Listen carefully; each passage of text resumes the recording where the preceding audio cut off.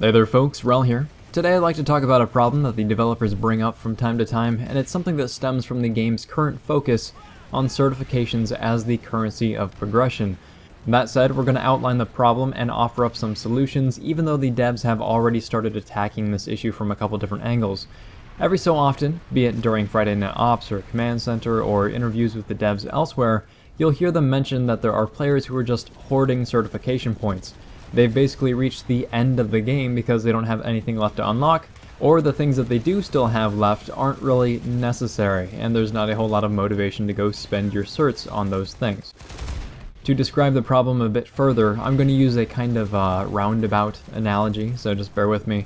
But let's imagine that you have a garden, right? And in this garden, weeds just keep showing up, they just keep popping up, and you have a bottle of spray that kills off the weeds, but you can only afford one bottle every week or so, and a single bottle is enough for a while, but more and more weeds keep showing up, and you know they're eventually going to overtake your garden unless you can afford more spray to deal with the problem. This is basically how I understand the issue at the moment. The garden is the game, the weeds are the players sitting on mounds of certs, and the spray is the new content that you only get once every so often. The reason hoarding certs is even a problem is because it negatively impacts the rest of the game by devaluing the currency of progression. So as an example, if I'm a player who has just 6,000 certs, sitting around in my bank, I'm probably not going to buy the new weapons with station cash. I'm just going to use my certs.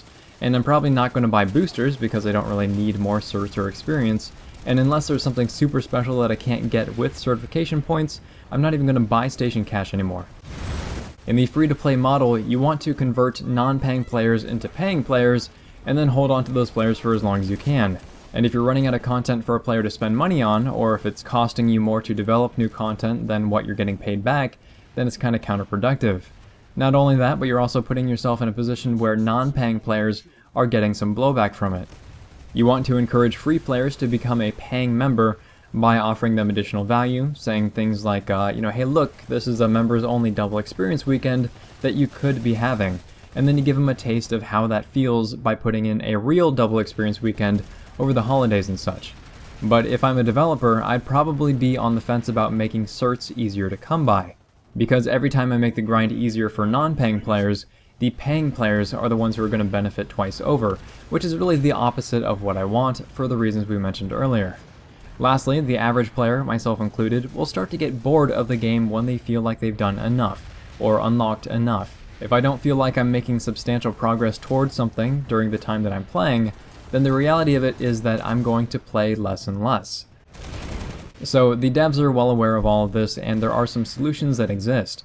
The first option is to just keep cranking out new weapons and vehicles and cert lines so that players have something else to invest in. This will never happen, at least not at the rate that you need it to, and it shouldn't either. It encourages power creep, it lets balance slip through the cracks, and continually developing new toys means pulling time away from the more substantial updates. The second option is to just lower the amount of cert gain and just slow everything down, or you could reduce the membership benefits to slow things down that way. This is a terrible idea, as it turns the game into more of a grind than it was meant to be. The third option is to create cert sinks, where players can optionally and continually spend their certs. Creating cert sinks increases the value of the in-game currency by encouraging players to turn in their surplus. So in other words, if you feel like you have more certs than you need, then you're more willing to trade in those certs for something you actually want. Implants are basically the first iteration of this. By allowing you to purchase implants and chargers with certification points, you'll be more likely to throw away your surplus. That way, when substantial new content rolls around, like a new vehicle or a cert line, you won't be sitting on that mound of certs anymore. That said, cert sinks in tandem with actual content seems to be one of the methods that the devs are focusing on. Some additional cert sync ideas that can also work to this end are rentable cosmetics. That's a pretty simple one. If you add a cert cost to cosmetic options like helmets and camos, something that you would have to renew every so often, I'm pretty sure people would be willing to trade in their surplus to customize their character a little bit. Loans could be another option that would move the game in the right direction. Right now I feel like there's a huge issue with progression being too incremental, too expensive, and creating huge power disparities, especially when it comes to the vehicle game.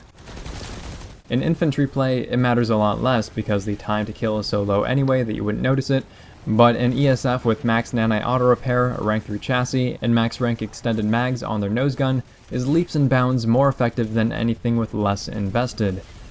A way to mitigate some of these problems and allow new players to get into the vehicle game a little bit easier would just be to allow players to purchase an entire cert line with a small down payment, and then automatically pay the rest of it off over time with interest.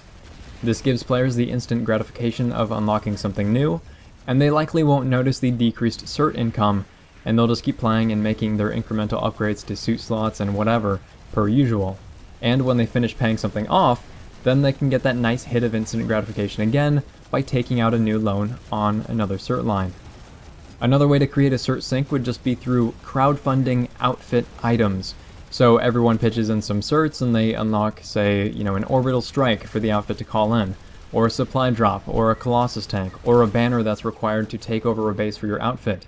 Granted, systems would need to be put in place for this to work, but I really don't think that it's too far-fetched, and it would add a lot of depth to the game.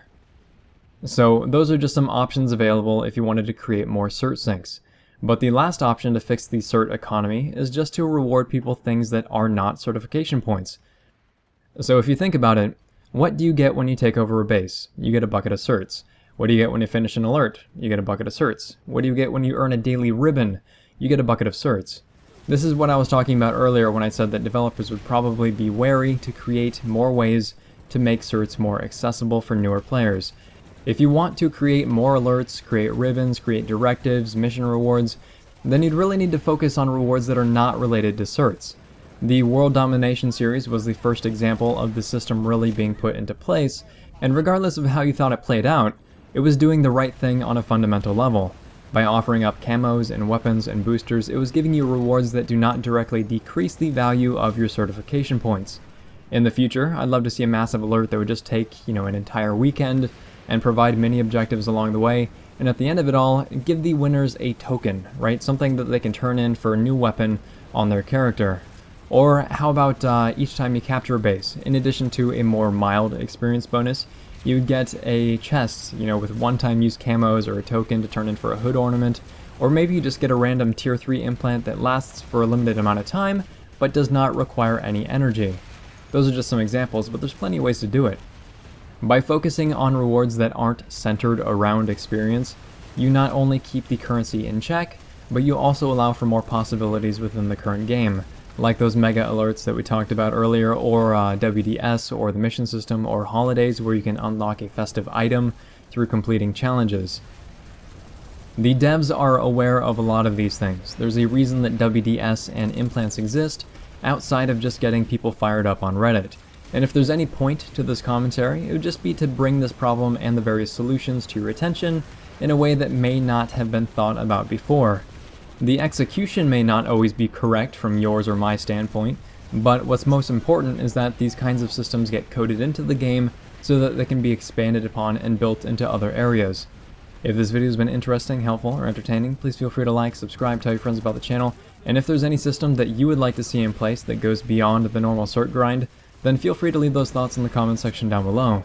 Thanks very much, folks. We're all signing off.